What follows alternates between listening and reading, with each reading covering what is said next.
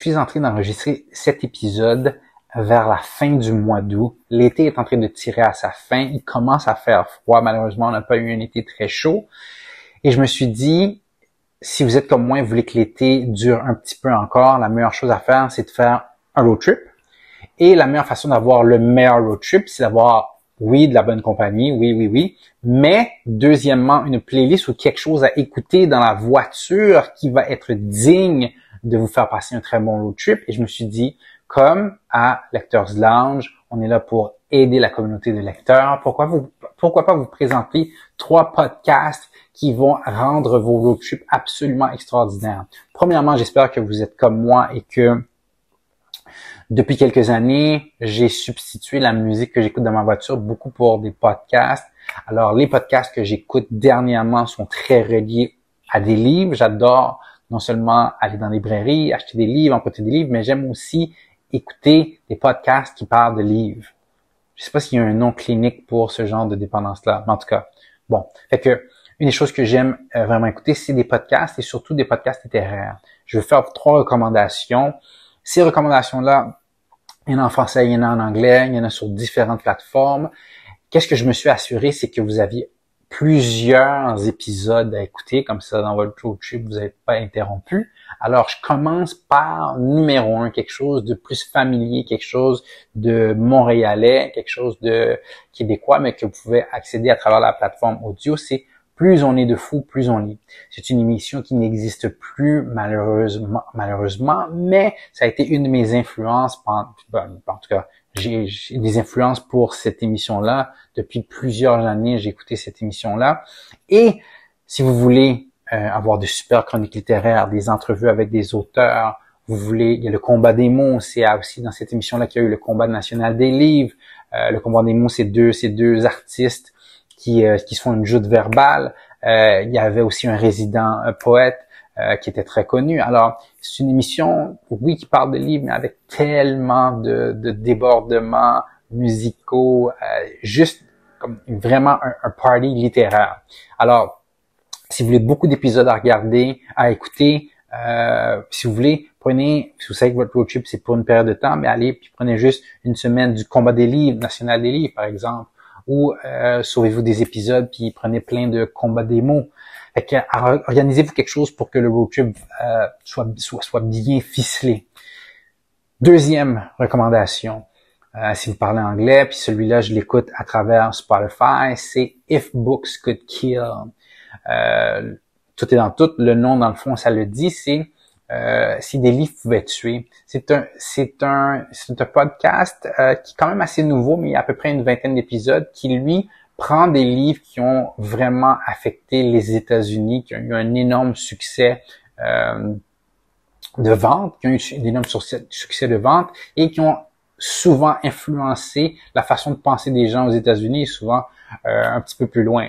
Alors, qu'est-ce qu'ils vont prendre? C'est qu'ils vont prendre la thèse de ce livre-là, l'expliquer, la vulgariser, et souvent, dans plusieurs cas, If Books Could Kill, ils essaient de nous montrer comment beaucoup de faussetés de ces livres-là ont influencé la culture, la politique, et on marque jusqu'à maintenant les États-Unis. Je prends un exemple de Freakonomics, pour ceux qui aiment l'économie et la politique américaine. Vous savez, Reagan, dans les années 80, avait une politique où on coupait beaucoup dans les programmes sociaux, on taxait pas nécessairement les riches, en tout cas, la même rengaine. Et Freakonomics, ou les Reaganomics, a été influencé, rédigé par plus ou moins les mêmes personnes qui ont aidé à écrire ce livre-là. Et malheureusement, ça a eu beaucoup de conséquences néfastes. Et si on se pose vraiment sur la thèse, on se rend compte que c'est pas des thèses qui ont été prouvées, c'est beaucoup d'opinions. Alors, c'est des choses qui ont affecté les États-Unis jusqu'à maintenant, mais qui sont pas nécessairement fondées. Avec Freakonomics, il y a, je sais que ça va peut-être faire mal à des gens en écoutant ça, de 5 Love Languages.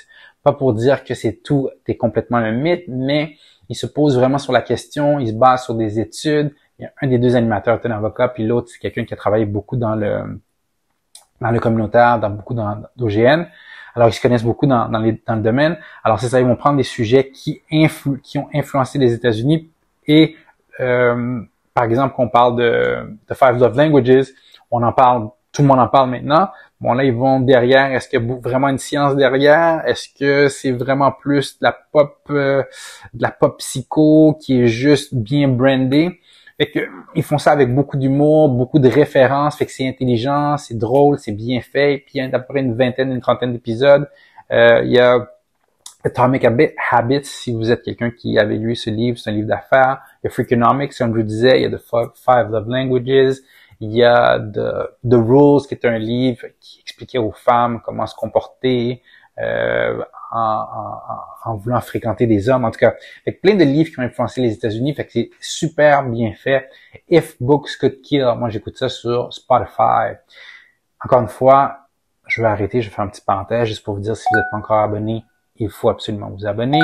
Si vous n'avez pas encore été voir d'autres épisodes, c'est votre première fois, bienvenue, mais allez voir d'autres épisodes. Perdez-vous dans l'univers de Lecteurs Lounge, où on parle de livres, de tout ce qui les entoure. Et partagez, assurez-vous que quelqu'un autour de vous écoute aussi l'épisode. Pour venir, dernière recommandation de podcast pour s'assurer que votre road trip soit la meilleure partie de votre été, de Book Review. Il y a un journal très populaire aux États-Unis qui s'appelle The New York Times et la version, ils ont une partie littéraire qui est super bien cotée, qui a une grande réputation aux États-Unis, et ils ont un podcast qui s'appelle The Book Review. Alors, toutes les semaines, depuis une dizaine d'années, ils ont des épisodes. Si vous allez sur Spotify, vous allez voir des centaines et des centaines d'épisodes. Alors, c'est des gens de l'industrie, ils sont souvent des critiques de livres, il y a des éditeurs, ils font des tables rondes puis ils parlent de ce qu'ils ont lu, les thèmes qu'ils voient beaucoup, qu'est-ce qui se passe dans l'industrie de l'édition, les maisons d'édition. Ils ont un top 10 à toutes les années des grands livres parce que c'est vraiment pas nécessairement qu'ils se basent sur les best-sellers, mais le New York Times a quand même une grande réputation. Alors, ils prennent quand même beaucoup de livres pour arriver à un top 10 qui est souvent peut-être contesté, mais qu'on doit respecter. Alors, il y a énormément d'épisodes. La majorité des références que je prends, des livres anglophones que je lis là, ici, qui sont pas du Québec, je les prends de Book Review. Alors, c'est une source super intéressante d'informations, puis les entrevues sont super bien faites. Tous les épisodes, il y a toujours quelque chose. Alors, The Book Review de New York Times. En passant, dans un autre épisode, là, je vous donne un petit bonus, là. J'ai parlé de ce podcast-là. Ça fait pas longtemps que j'ai commencé à l'écouter, mais j'adore. C'est un petit peu sur le style de Book Review. C'est la librairie francophone. Alors, c'est basé en France et qu'est-ce qu'ils font? C'est une table ronde virtuelle, souvent entre plusieurs libraires dans la francophonie. Il y a souvent quelqu'un qui représente les libraires de Montréal. Il y a quelqu'un en France, il y a quelqu'un dans plusieurs autres pays. Alors, ils parlent de livres, ils ont souvent comme invité des auteurs, ils ont la chance de parler de leur critique du livre, de poser des questions à l'auteur. Alors, c'est vraiment bien fait à ce niveau-là, et la musique est vraiment extraordinaire. Fait que la librairie francophone, encore une fois, je vais mettre tout ça dans la description, dans les commentaires pour que vous puissiez aller chercher les références. Et si vous écoutez un podcast qui est extraordinaire et qui est digne d'ensoleiller un road trip, assurez-vous de laisser ça dans les commentaires. Encore une fois, merci d'avoir écouté cet épisode de Lecteurs Lounge. Ciao!